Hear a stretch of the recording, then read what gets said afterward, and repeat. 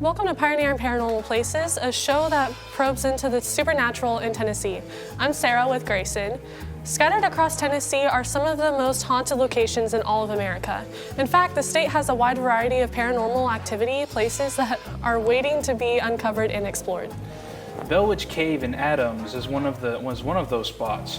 The cave was on property owned by the Bell family in the early 1800s. In the summer of 1817, they began seeing strange animals on the farm, catching eerie sounds, and eventually hearing a disembodied voice throughout their cabin. John Bell mysteriously died during one of the terrifying encounters.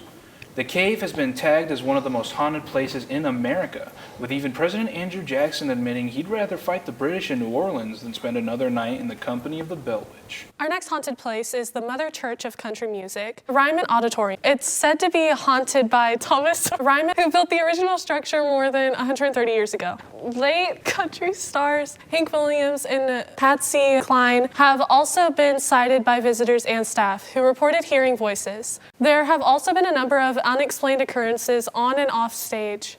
The Ryman offers a haunt history tour, which will give visitors the chance to hear the expert historians on the most infamous stories and to walk on the underneath one of Nashville's favorite stages. Unexplained incidents and eerie encounters have also been reported at the Hermitage in Nashville, the former home of President Jackson. After dark in the fall, you can book a ghost tour of the mansion grounds and cemetery by lantern light. Guides in period clothing lead you to explore tragedies that cloak the property. Many report seeing and feeling the ghost of Andrew Jackson in the gardens. People have heard footsteps roaming between the foliage and have seen the garden gate swing open on its own. Then there's the undeniable smell of cigar smoke near Jackson's tomb.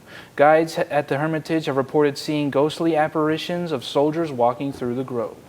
Down the road in Franklin is the site of the Battle of Franklin in 1864, one of the bloodiest battles in the Civil War, with nearly 10,000 combined casualties. Hundreds of visitors claim to have seen and heard spirit within Carden House, which served as a field hospital.